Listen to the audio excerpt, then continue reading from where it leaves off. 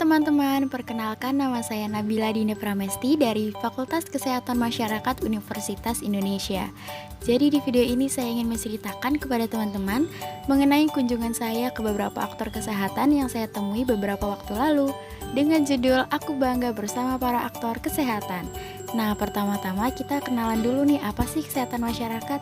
Jadi, kesehatan masyarakat adalah ilmu dan seni memelihara, melindungi, dan meningkatkan kesehatan masyarakat melalui usaha-usaha masyarakat dalam pengadaan pelayanan kesehatan, pencegahan, dan pemberantasan penyakit. Nah, adapun prinsip dari kesehatan masyarakat itu sendiri yaitu untuk menjamin setiap individu di dalam masyarakat menjalani kehidupan yang memadai untuk memelihara kesehatan, serta mengelola setiap manfaat yang memungkinkan setiap warga negara memenuhi hak hidupnya untuk sehat dan berumur panjang. Ruang lingkup kesehatan masyarakat diantaranya epidemiologi, kesehatan lingkungan, biostatistik, pendidikan kesehatan dan ilmu perilaku, administrasi dan kebijakan kesehatan, gizi masyarakat, serta keselamatan dan kesehatan kerja.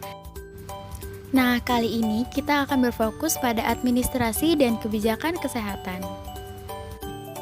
Administrasi kesehatan masyarakat itu sendiri merupakan suatu proses pengaturan kegiatan dan atau pelayanan kesehatan di dalam masyarakat.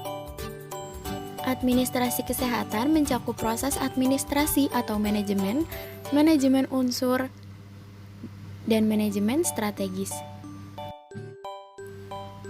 Kebijakan kesehatan mencakup pengertian dan metode penyusunan kebijakan, serta aktor dan peranan aktor dalam kebijakan kesehatan.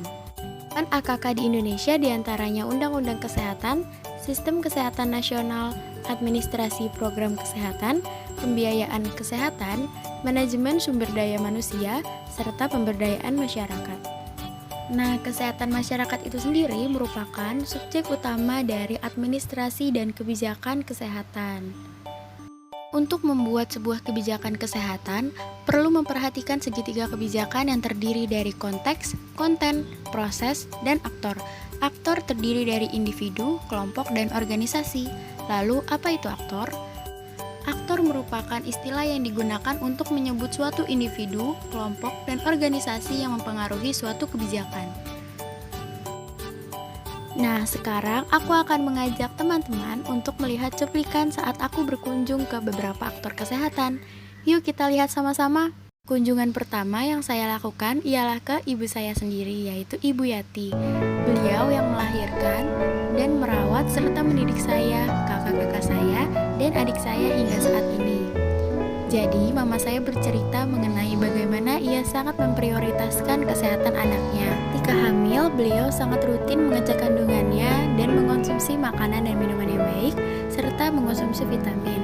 Setelah anaknya lahir, beliau juga rutin membawa anaknya ke posyandu untuk diimunisasi sebulan sekali. Dan keempat anaknya mendapatkan imunisasi yang lengkap. Ketika anaknya sakit, beliau memeriksakan ke dokter agar terhindar dari hal buruk. Beliau juga memasak makanan setiap hari hingga saat ini agar memastikan gizi anak-anaknya terpenuhi dengan baik. Di situasi pandemi saat ini, beliau lebih ekstra dalam hal kesehatan, hanya terhindar dari COVID-19, seperti memberikan vitamin C, meminta anaknya untuk selalu mematuhi protokol kesehatan. Juga apabila anaknya merasa sedikit kurang enak badan, beliau langsung memberikan obat dan makanan bergizi agar imun anak-anaknya tetap terjaga.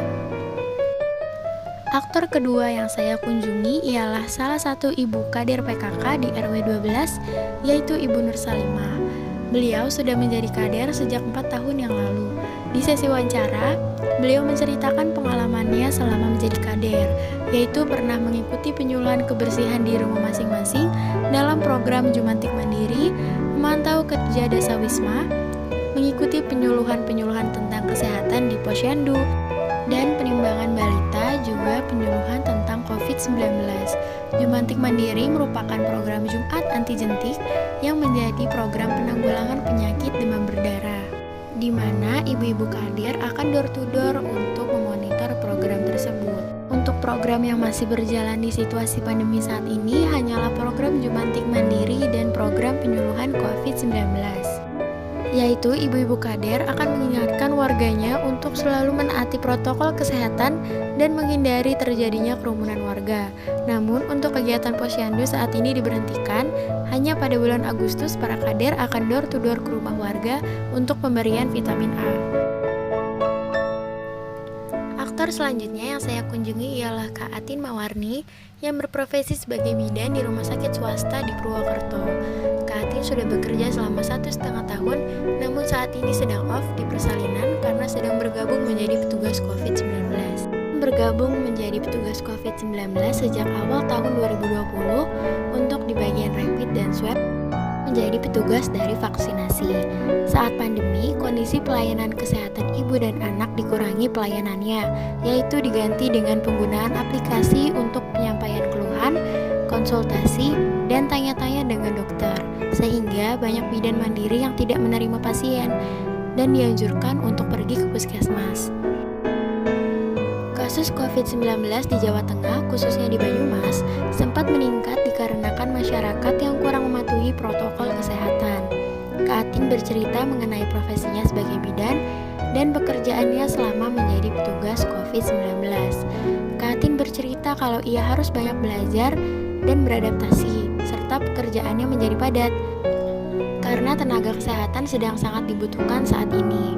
Kak Atin juga bercerita kalau banyak netizen Indonesia yang menghujat tenaga kesehatan di sosial media karena banyaknya oknum-oknum yang menyebarluaskan berita miring secara tidak bertanggung jawab. Namun, karena ia sangat menyukai pekerjaannya, jadi ia sangat menikmati segala prosesnya. Keempat yang saya kunjungi ialah Ibu Mujana, yang saat ini sedang bertugas di Dinas Kesehatan Provinsi Jawa Tengah, Subbagian Keuangan, dengan jabatan Bendahara Pengeluaran Dinas Kesehatan Provinsi Jawa Tengah.